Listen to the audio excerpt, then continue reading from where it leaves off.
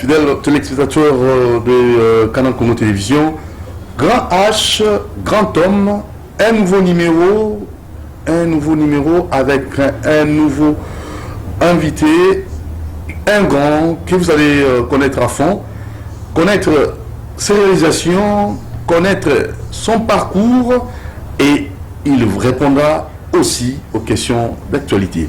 Alors, il s'agit bel et bien de M. Prinel Joseph Gibale Kananga, président de l'Ordre national des architectes du Congo. Bonsoir, Monsieur le Président Prinel Joseph Kananga Gibale. Bonsoir, Monsieur Doudou. Vous allez très bien? Très bien, très bien.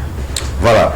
Alors, très bien accueilli. L'accueil était tellement chaleureux. Votre secrétaire nous a bien accueilli, Madame Grace Ouanga. Yeah. Le cadre aussi est tellement fiable et vivable. Alors, très rapidement, la toute première rubrique, vous êtes d'abord grand, vous vous sentez grand parce que l'émission s'intitule Grand H, Grand Homme. Monsieur Gibale Prinel Joseph, vous êtes réellement un grand monsieur en République démocratique du Congo. Vous vous sentez grand parce que l'intitulé de l'émission c'est Grand Homme. Êtes-vous grand homme? Vous savez, Doudou, c'est pas facile de parler de soi. Et je préfère que d'autres personnes trouvent en nous la grandeur. Mais nous, on préfère être humble. On préfère pas trop parler de la grandeur. Parce que, vous savez, la grandeur, ce sont les œuvres d'une personne. La grandeur, c'est un esprit. La grandeur, c'est pas la taille. La grandeur, c'est pas le matériel. Mais la grandeur, c'est un esprit. Il y a des gens qui sont pauvres mais qui sont grands. Il y a des gens qui ont le matériel mais qui sont petits en esprit. Et vous sentez la petitesse dans les actes et tout ça. Donc la grandeur, c'est d'autres personnes qui peuvent parler de vous, de la grandeur. Mais sinon, nous sommes serviteurs. Monsieur Prinel Joseph Kananga Gibale, votre parcours, votre biographie, nous pouvons vous connaître à fond. Vous êtes né à Kin, vous êtes né au village, vous êtes né en Afrique du Sud, vous êtes né à Paris. Vous avez fait quelles études?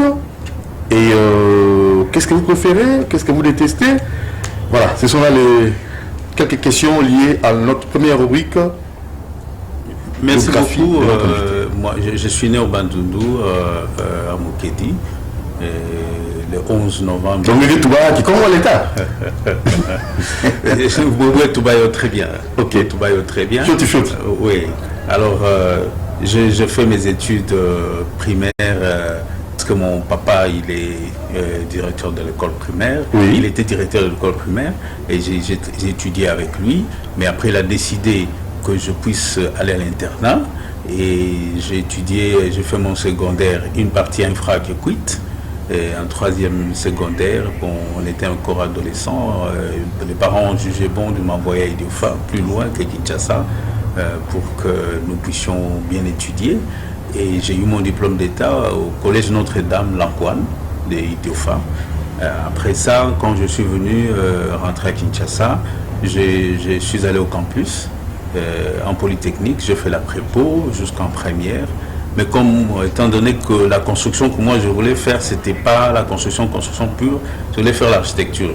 Et c'est en ce moment-là que je vais découvrir qu'il y avait une faculté d'architecture à l'IBTP. Donc après la première, j'ai décidé de revenir à l'IBTP. J'ai fait ma préparatoire. J'ai terminé le cycle de graduat en 90. Avec les fermetures qu'il y a eu du temps du maréchal, nous avons fini les études en 94. Et en 94, nous avons fini, nous avons commencé à travailler comme expert par-ci par-là, consultant par-ci par-là. On a été consultant au BCECO, on a été consultant médico-Simon Dinavar, on a été consultant finalement à la Banque mondiale. Et on a travaillé pour le privé aussi, l'Union européenne et tout ça. Et à un moment donné, j'ai décidé d'ouvrir un cabinet d'architecture. Vers les années 98, j'ai ouvert Arche, qui est mon cabinet d'architecture. Et j'ai travaillé en libéral. Et en 2001-2002, j'ai décidé d'aller faire le troisième cycle. Et je suis parti. Mais je ne l'ai pas fait tout de suite. Je commençais d'abord par travailler. Et c'est en 2006 que je veux commencer mon cycle de master en architecture à l'Université de Pretoria. Et j'ai été couronné master en architecture pure en 2008. Mais entre-temps, en parallèle, on a fait d'autres promotions, par contre d'autres formations. J'ai fait les MBA, donc master en business, en project management, et j'ai fait aussi la théologie. Vous pouvez être surpris. J'ai fait la théologie pratique à l'école biblique de Logos Rema qu'on appelle les Blancs. Donc j'ai un diplôme de graduat technique en théologie, et j'ai eu d'autres formations à gauche, à droite. J'ai fait un peu de psychologie, j'ai fait un peu les leadership, j'ai fait la gestion des humains, donc la gestion humaine. Donc j'ai fait beaucoup de choses, des formations personnelles et tout ça. Là, je suis en train de terminer un PhD, un doctorat, toujours en architecture pure. Ce n'est pas un doctorat dans un autre domaine, parce que j'aime beaucoup l'architecture. Et après, je suis revenu au pays vers les années 2010. Je travaillais à Safricas comme project manager. Et pendant 2 ans, après, j'ai démissionné parce que je trouvais qu'il fallait travailler en libéral. J'ai repris mon cabinet que j'avais fermé, et depuis 2013, nous avons travaillé sur beaucoup de projets. On est architecte complet. On a travaillé sur des immeubles, on a travaillé sur des cités, on a travaillé sur beaucoup de choses. Bon, il nous a interdit de faire la publicité en tant qu'architecte.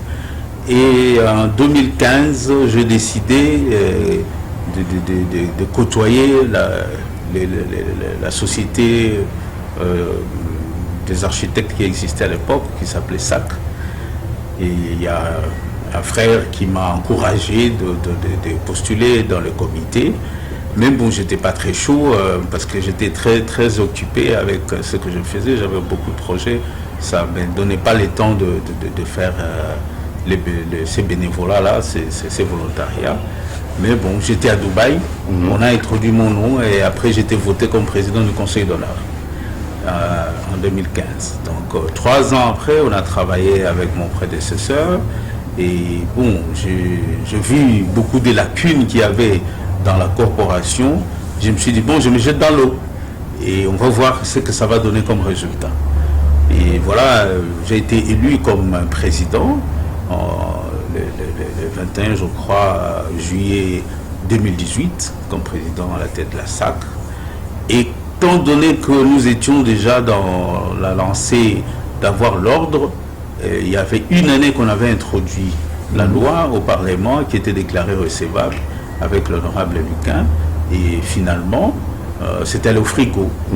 Et comme nous connaissions déjà beaucoup des aléas de ce qu'il fallait faire pour déboulonner tout ce qu'il y avait comme verrou, faire sauter, et c'est en ce moment-là que vous avez beaucoup intervenu, M. Doudou, et je dois vous remercier. Merci parce beaucoup, que c'est avec vous qu'on a travaillé. Donc pour avoir l'ordre national, avec un gros livre comme ça qu'on lisait avec vous ici, expliquer qu'on ne peut pas mettre les urbanismes ensemble, les paysagistes. Voilà. Nous avons travaillé ensemble avec vous. Merci. Vous êtes un héros dans l'ombre. Merci. Vous nous avez accompagné sérieusement avec toutes ces émissions-là. Et finalement, le 13 décembre, Dieu a fait grâce que nous puissions voir l'ordre. Et quand on a eu l'ordre, la loi qui est sortie nous a imposé 90 jours à la date de la promulgation pour organiser la constituante, afin d'avoir les textes, afin de faire les recensements, afin de faire ceci, cela. Et finalement, nous avons organisé cette Assemblée générale extraordinaire. Et arrivé à l'Assemblée générale extraordinaire, et déjà la loi nous donnait les pouvoirs de gérer la transition, parce que c'est clair dans la loi pour les présidents, les derniers présidents de la Société des architectes, selon même la loi, les statuts de la Société des architectes, qui dissolvait déjà à la promulgation de la loi, et la SAC n'existait plus. Donc on ne pouvait pas laisser un vide. La loi avait prévu que les présidents continueraient et arrivé à l'Assemblée générale extraordinaire, il y a un procès verbal qui est sorti jusqu'au journal officiel et qui nous a entériné pour la gestion de l'Ordre national des architectes comme conseil national. Parce qu'il n'y a pas une autre appellation pour les comités qui gèrent l'Ordre national des architectes. Quand vous regardez dans la loi, il n'y a pas un autre texte ou une autre appellation que le Conseil national. Donc voilà, nous sommes devenus présidents du Conseil national des architectes. Nous avons organisé la constituante. On a produit... Qu'est-ce que vous avez fait en termes de réalisation pendant votre règne? Qu'avez-vous fait? Bon, vous savez, il y a comment on dit, une orientation que la loi avait donnée. D'abord, il faut vous dire que l'architecte n'était pas connu au Congo. L'architecte n'était pas connu, les gens ne savaient pas c'est quoi l'architecte, on nous confondait avec les ingénieurs, vous voulez passer comme ça, on vous appelle ingénieur, et tout ça. Il y avait des confusions. Il y avait des confusions. Je commençais par le recensement. Nous avons commencé les comités par le recensement de tous les architectes.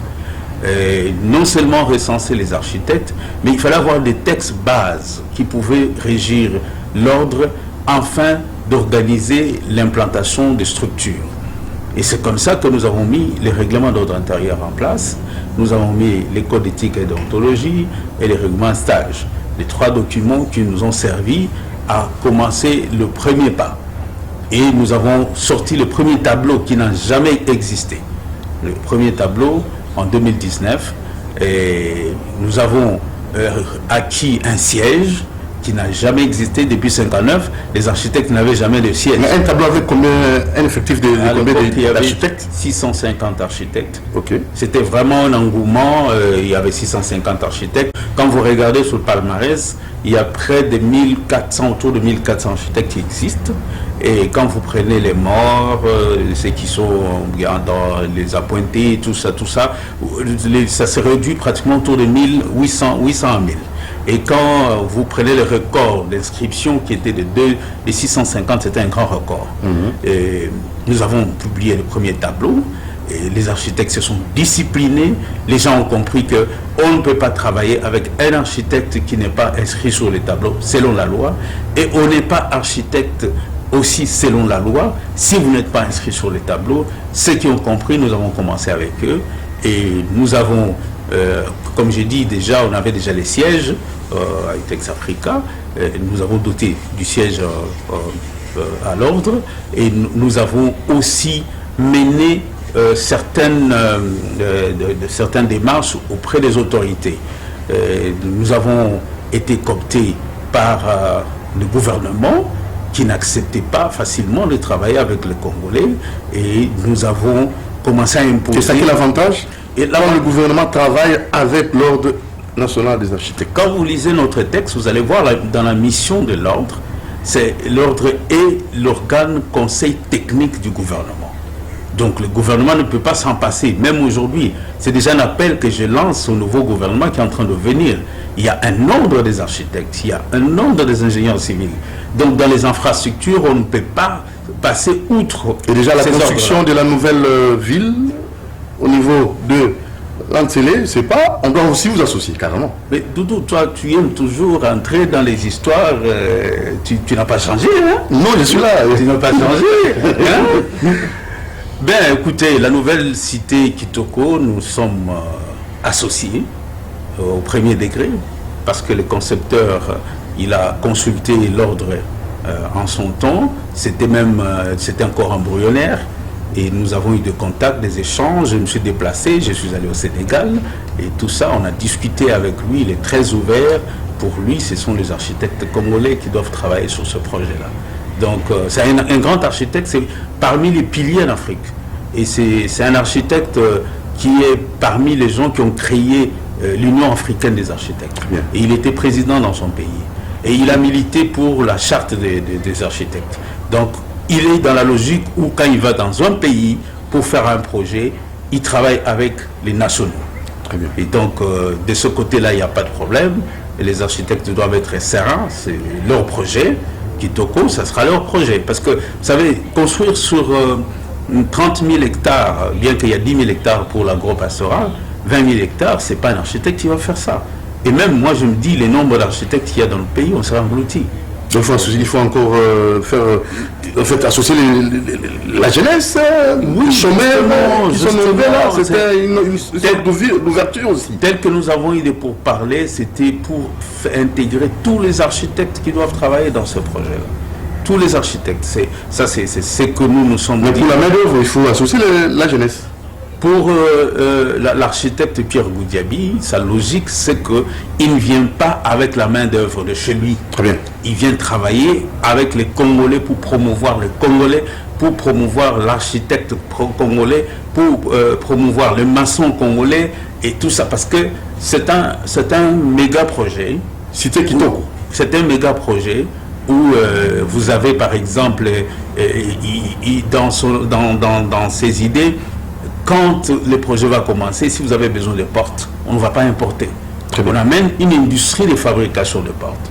Si vous avez besoin d'aluminium, on amène une industrie Donc c'est un projet intégrateur de grand développement pour le pays. Ça va donner du travail, ça va créer des industries et tout ça. Donc c'est un grand projet et que les Congolais doivent croire à ces projets-là. Et nous devons sortir de cette histoire-là, c'est un étranger, c'est ceci, c'est cela. Vous savez, nous sommes dans la mondialisation. Oui, le rendez-vous donné du recevoir. Tout le monde Je crois que la cathédrale qui s'est brûlée en France, ce n'est pas un Français qui a fait ça. Donc il faudrait que nous ne puissions pas être figés. Nous ne puissions pas être figés. Quand vous allez à Dubaï, beaucoup de bâtiments, ce n'est pas les Émirats. Vous allez en Chine, la même chose. Aux États-Unis, partout. Je ne dis pas qu'on doit venir ici nous envahir. La loi déjà nous protège avec l'article 51 et Pierre est très bien informé là-dessus. On a discuté beaucoup avec lui. La loi de la réciprocité. Et nous pensons que au-delà de cela, il faudrait que le Congolais accepte aussi les transferts de technologies. Alors il faut maintenant former parce que nos architectes, renforcer la capacité, nous avons bénéficier de cette expertise-là. Nous avons, comme on dit en anglais, nous avons lack of, comment on dirait, des technologies nouvelles. Il ne faudrait pas que les gens s'enorgueillissent pour rien. Parce que quand on va te demander un bâtiment intelligent, tu ne vas pas me présenter l'histoire ici des Royales. Ça c'est pas un bâtiment intelligent. Et c'est quoi, M. Prinal, c'est quoi ça? Il y a des bâtiments intelligents. Il est intelligent. Notre bâtiment est moins intelligent. Il est intelligent quoi? Parce qu'un bâtiment intelligent, il y a quelque chose, tu entres, il y a un wow. Je dirais par exemple, il y a un bâtiment à Dubaï qui tourne en rotation au mouvement du soleil. C'est ce qu'on appelle un bâtiment intelligent. Vous avez des bâtiments qui vous font autant d'étages qui bougent avec le vent. Il y a beaucoup de choses. La technologie évolue aujourd'hui. Donc il faut de grandes visions. La technologie évolue. Il faut de grandes visions. Il faut de grandes visions. Mais des grandes visions, nous devons aussi accepter les transferts de technologies. Très bien. Ça ne sert à rien de commencer à bomber le thorax. C'est nous les Congolais. Mais à un certain moment, vous sentez que... il y a des failles. Il y a des failles. Je ne dis pas qu'ils viennent nous envahir. Ils viennent avec transfert de technologie, mais ils se conforment à nos lois. Ils doivent se conformer à nos lois. Et la loi de la réciprocité doit être là. Donc, je crois que pour Ville Kitoko, c'est une parenthèse. L'émission n'est pas faite pour ça. Si vous voulez qu'on crée une autre émission, on en parlera d'expliquer plus tard. Plus tard. Au prochain numéro. Déjà que c'est... Nous remercions beaucoup le président de la République. Et vous êtes aussi qui est un grand visionnaire. Oui. À la consultation, on a été invité. Nous avons été repris sur la liste. Donc ça signifie qu'il a de la considération pour l'architecte congolais. Il a une grande vision pour le... Quand même, je ne sais pas si c'est important de le faire. Il vous a dit quoi et vous avez proposé quoi au président de la République? Non, la consultation, c'était un cadre, en fait. C'était vraiment cloisonné. C'était pas pour aller dire nos vies privées. Non, en rapport avec notre l'ordre national des architectes. Par rapport à l'ordre national des architectes, nous sommes société civile. Nous avons porté notre voix pour le faire comprendre que tant qu'il n'y aura pas les mains libres pour que nous puissions organiser des projets dans ces pays, le pays ne va pas se développer. Les infrastructures doivent être détachées de cette guerre de politiciens. Parce que nous sommes scientifiques, nous sommes au milieu du village. C'est comme aujourd'hui, si vous êtes médecin, vous n'allez pas choisir les gens à soigner. Et nous, les architectes, nous sommes des techniciens, nous sommes société civile. On n'est pas dans la guerre. Mais nous avons proposé cette rupture entre le cas chez FCC, quelque chose qui a été fait, nous n'étions pas les seuls, c'était la majorité même, vous avez senti dans les discours du chef de l'État, et que je remercie beaucoup, son Excellence Antoine Félix Tshisekedi Tshilombo, qui est un grand visionnaire, un grand bâtisseur qui a la vision de bâtir, et c'est pourquoi il veut s'asseoir sur l'ordre des architectes pour bâtir ce qu'il a comme infrastructure. Il veut s'asseoir sur l'ordre des architectes pour bâtir. Mais il y a encore des problèmes. Oui. Il y a élection, Conseil d'État, il y a des problèmes au sein de l'ordre national des architectes. Vous avez beaucoup milité pour avoir cet ordre des architectes national. Mais maintenant là, présentement là, les dossiers se trouvent au niveau de la justice. Monsieur Guibal et Brunel Joseph, c'est quoi en justice? Parce que le pays a besoin de vous. Le pays a besoin de votre expertise. Monsieur Doudou, vous êtes témoin. Vous au moins, vous pouvez aujourd'hui témoigner les efforts que nous avons faits, pas plus que ceux qui nous ont précédés, parce que c'est depuis 1959 qu'on cherchait ça. Mais Dieu a fait que ces bébés soient nés entre nos mains. Ensemble avec vous, on a travaillé. Vous savez, un enfant reste un enfant. Quand tu mets un enfant au monde, tu voudras qu'il soit bien élevé, qu'il grandisse, même si tu veux le laisser entre les mains des tantes ou des oncles, mais tu dois te rassurer que là où l'enfant va, on va bien le garder, on va donner la même éducation et tout ça. Le problème n'est pas au niveau de quoi que ce soit comme ça se raconte dans tous les médias, où les gens... On nous dira, on apprendra que vous étiez très content. Vous avez même salué et M. Fiou Ndodomoni, vous avez accepté avec sportivité sa victoire. Monsieur Doudou, tout d'un coup, je veux... tout change. Ces refrains-là, je crois que c'est une chanson qu'on doit vraiment écrire ici à Kinshasa, ou au Congo, c'est un refrain où tout le monde raconte cette histoire-là. Je crois que vous, tel que vous êtes là, un homme, les caméramans, Doudou Montiri, ce que tu promets à ta femme le jour de ton mariage, ce qu'elle te promet, si après tu vois que la femme se me conduit ou l'homme se me conduit, ce n'est pas pour rien que le mot divorce existe. Donc on ne doit pas dire que non, tu étais à l'église, tu as promis les ciels et la terre à cette femme, tu as fait des poèmes, tu as fait ceci. Je crois que ça c'est un refrain qu'on doit taire aujourd'hui. Pourquoi taire? Parce que nous avons de preuves qu'il y a une tricherie. À quel niveau, monsieur Brunel Joseph? Voulez-je vous donner une petite genèse? Ok. Parmi les choses que vous avez demandé, ce qu'on a fait, on a mis un calendrier en place qu'on devrait respecter. Au mois de mars 2020, on devrait avoir notre Assemblée Générale ordinaire, selon nos textes.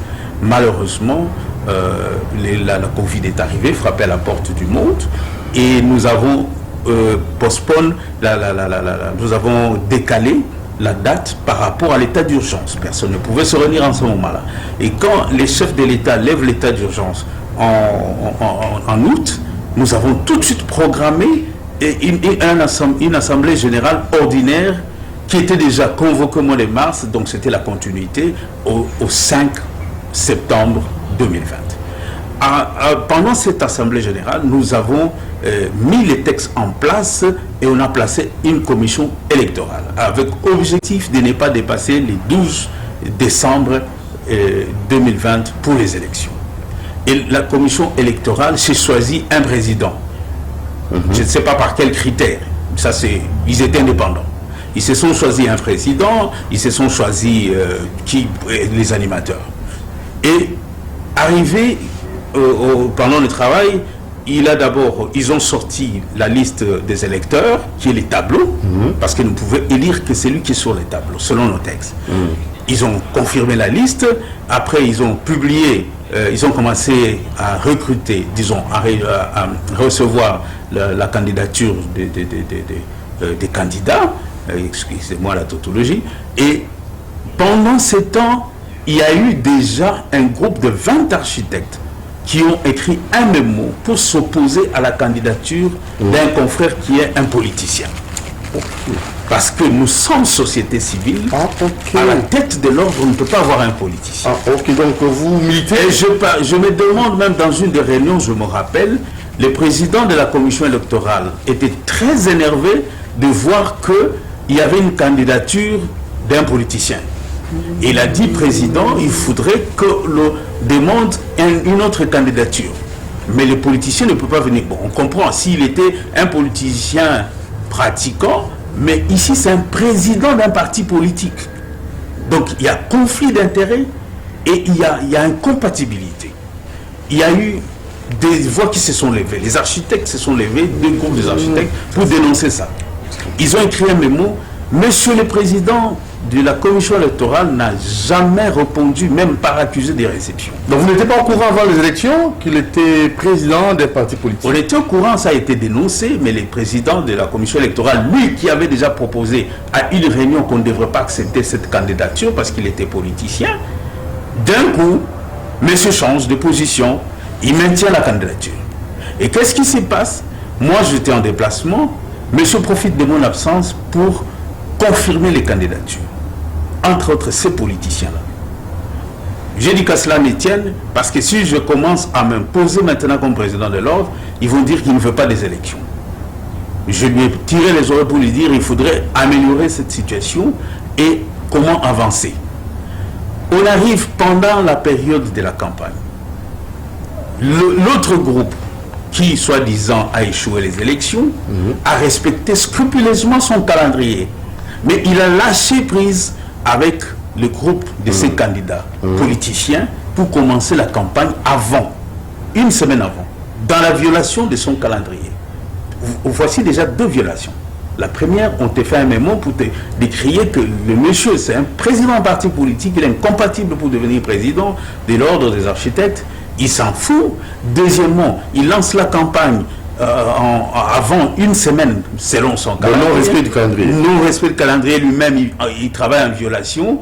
Et on lui écrit, il écrit une petite note pour s'excuser aux architectes. C'est comme si c'était, son jardin. Et voilà, on continue. Je dis, bon, ok, comme les architectes veulent ça, on arrive aux élections. Ce qui va brûler la case, c'est quoi? Ce sont des procurations.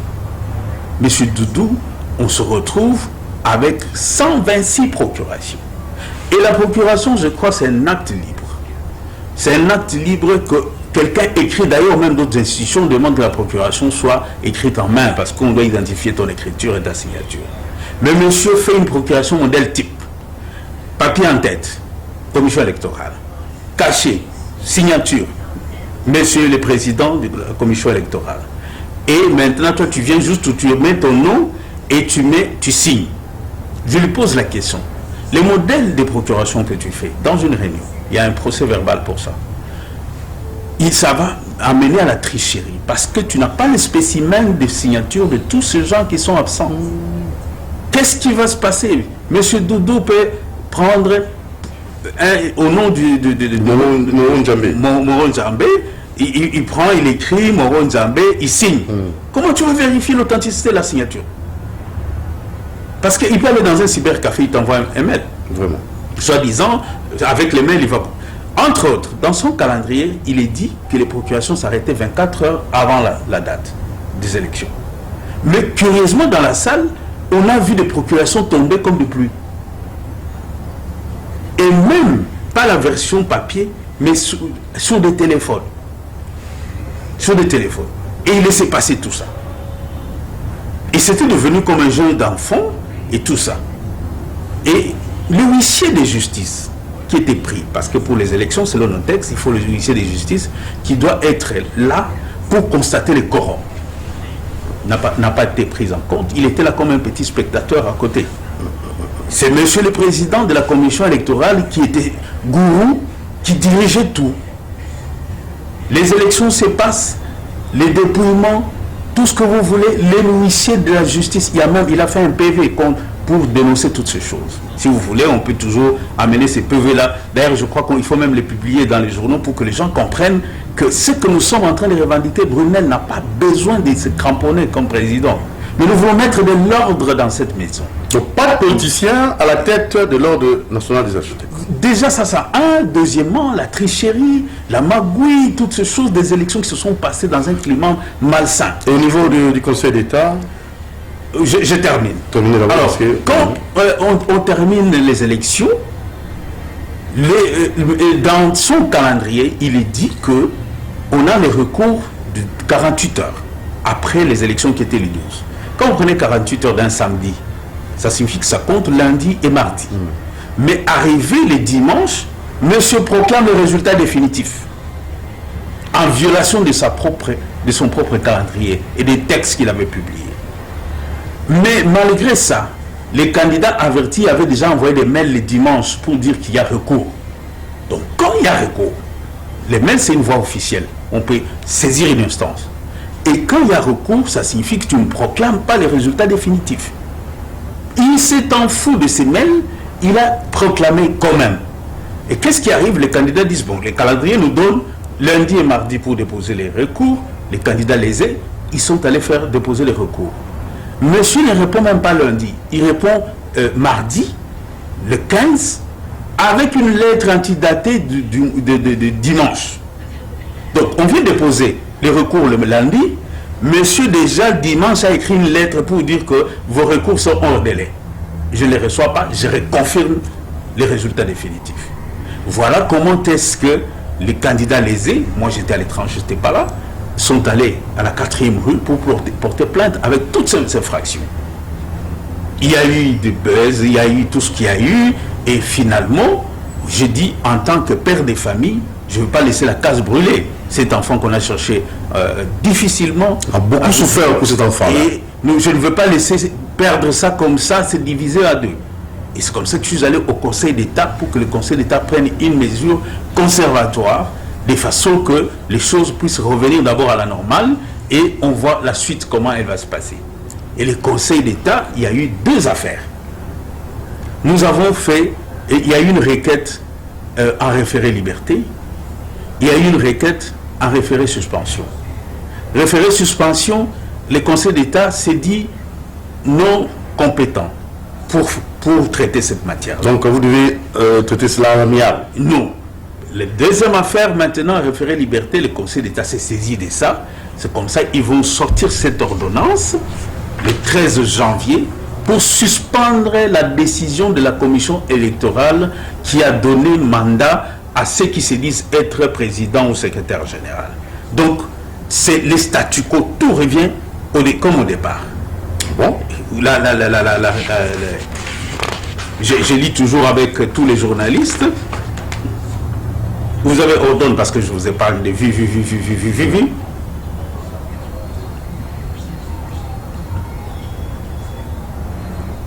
La lumière n'est pas bonne.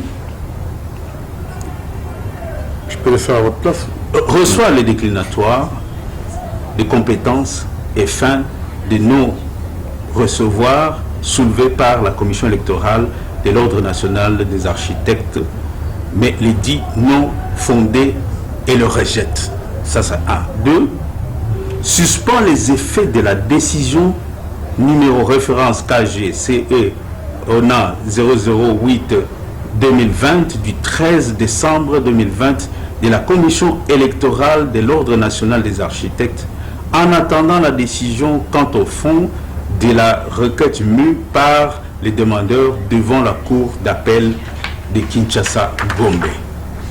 La présente ordonnance sort ses effets à la date de sa notification au parti et sera publiée au journal officiel de la République démocratique du Congo ainsi que dans les bulletins de décision et publication des juridictions de l'ordre administratif. Je vous en parle d'autres détails. Donc, cette ordonnance du Conseil d'État du 13 suspend cette décision. Ce qui veut dire qu'il n'y a plus de fait. Il n'y a ni gagnant, ni perdant, ni élection. Mais là, qui sera maintenant le président? En ce moment-là, M. Doudou, je vais expliquer aux téléspectateurs quelque chose. Je voudrais que vous puissiez l'expliquer en lingala. M. Fiu Ndondoboni, après élection, national qui président, a comment président il y a ONA, Ordre national des architectes. Bon, continuez Makambo, na justice. Tout bazaki laissé. Conseil d'État à Kati, à suspendre l'union. Parce qu'on a commis président, il y a ordre national des architectes. De quoi on a comme président? Pourquoi ma président? Il faut aussi savoir l'étape union.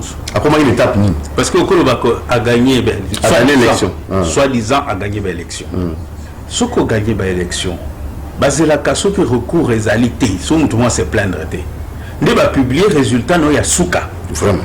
Deuxièmement, si on va publier les résultats de Yasuka. Dans le calendrier, le 27 janvier, de remise reprise, il faut Salem. Et ça, on a noté. Non, mais remise reprise, il faut Salem. Il conseil d'État, Katibisoma, à lobby, à suspendre la décision. Donc l'État a évité que Moutoumoko a gagné l'élection. Pour la Siko. Mais à suspendre la décision de la commission électorale en attendant que Makamounenge Zotambo dans le tribunal total à ceux qui sont selon justice. Mais en attendant, pour téléminer nous parce qu'on a un président ordre national des architectes. Tous les Siko et qu'on a lié qu'on dimbola na bato. Tous les Siko Brunel a zaï candidaté. La minute Doudou Montir inande kotangi wana bazo bunda pour bayeba l'État kati bango alobi bo telemanano bino mbale bo kenda élection bo telemanano. Ordre les architectes koufi. Brunel a continué au travail parce que Brunel a osé là justice et katabino makambu nde oya kolonga ni candidaté. Te na pesi exemple. Na za ko pesi exemple parce que confusion est wana. Le quoi na zaki candidat. Bato azolo bakeno na sali usurpation de pouvoir. Na utiliser force na sali push moko pour na zwa banini. Et le comme susu ndeko dudu na lingi na loba. Au moins congolais et quand il y a modèle niveau. Bon, nous sommes au chantier. Ah, ok. Les logements, il y a la visite à chantier et tout ça. Donc, mais il a significativité. Il va qu'il pouvoir. Pouvoir, il y a mutu ezala kati na ye. Pouvoir ezala kate o bamona kalibanda wa non. Leadership ba lukanga na makasité. Okobunda okobundisa batu na gauche droite pour la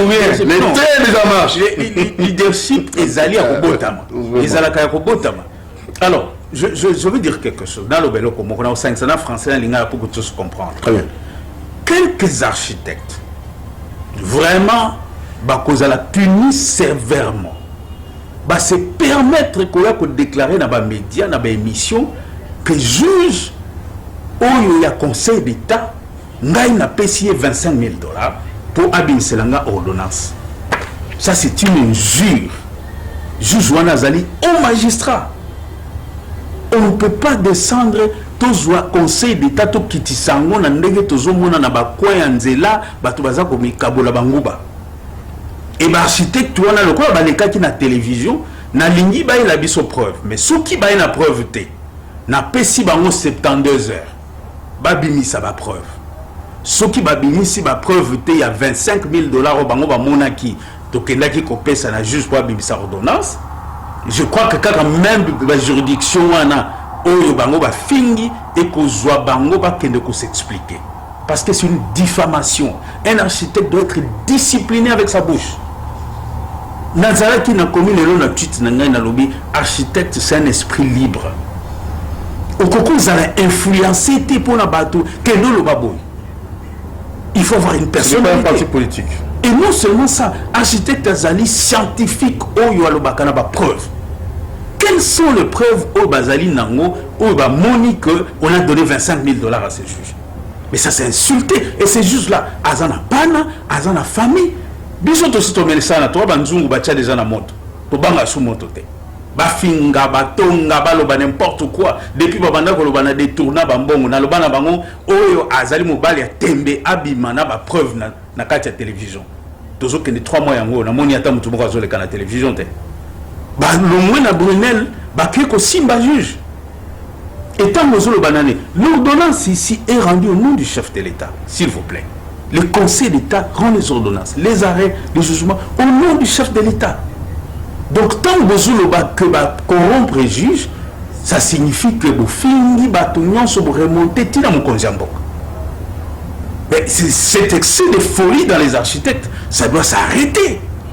Ça doit s'arrêter. Et on va mettre des mesures très très dur. Je dis 72 heures, ce qui va démentir et qu'on a bango dans la télévision. Ce qui va mener la preuve, il y a $25 000.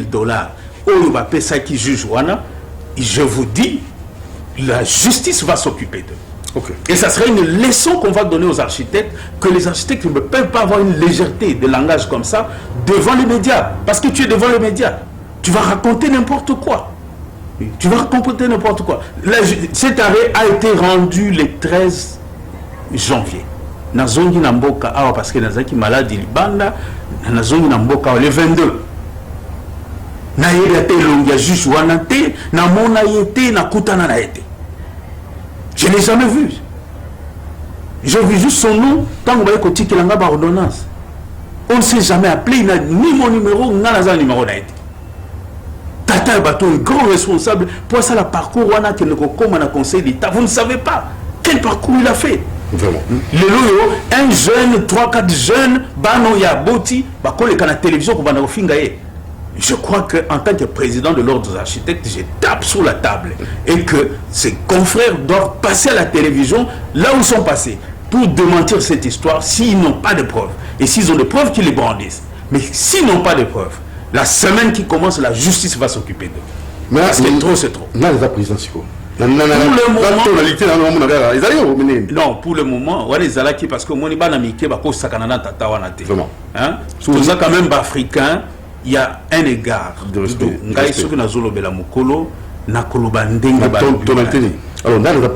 Président Ezali, 3 minutes. Président Ezali Brunel. Pourquoi? Parce que Brunel Azali Yemutu Azala qui avant l'élection, Nanou Alongwete, Nana Sali remise et reprise dans Moutou mon côté.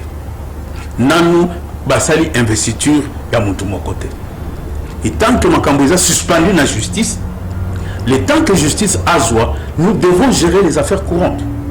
La continuité doit être là. Donc, on a bureau parce que la justice. Peut-être que nous sommes dans le bureau. Mais tu as déjà inscription, l'architecte va s'inscrire. Très bien. Lobby déjà, c'était une cinquantaine. Tu comme déjà une cinquantaine, va s'inscrire parce que l'inscription est le 29 février. Oyakoyate, italien.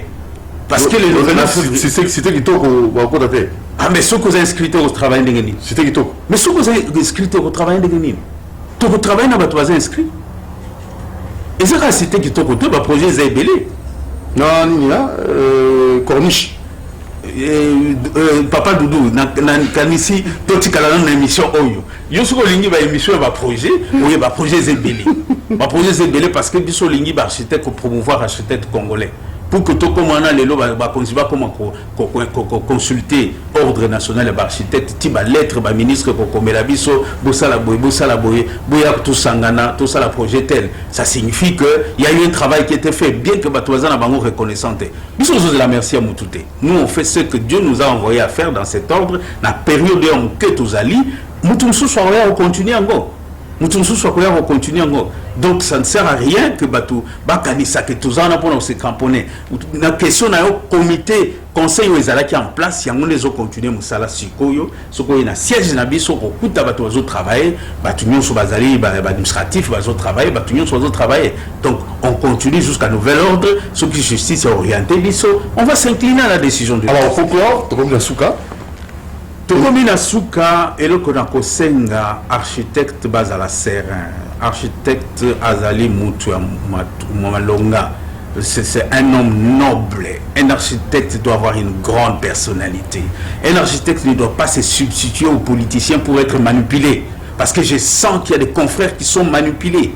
Quand ils passent à la télévision, je ne les retrouve pas. Je connais, ce sont des grands architectes. Je m'incline devant leur intelligence. Mais avoir la moralité qu'on a développée aujourd'hui, qu'est-ce que devient un architecte congolais? Nous devons respecter les institutions. Si tu dis que tu es un civique, Ozali Moutou Azali civique, Nalobi un civique te Ozali Moutou Azali civique. Mais on respecter la loi, on respecter justice. Mais ce qui justice, les autres respecter en monté, là on nous respecter. Parce que justice n'est Ezali qu'on représentait mon Konzambo, que justice n'est représenté Nzambe. Mais ça, parce que où les règlements, il y a Congo. on a une constitution, vu la constitution, vu ceci, vu cela, et dans la constitution.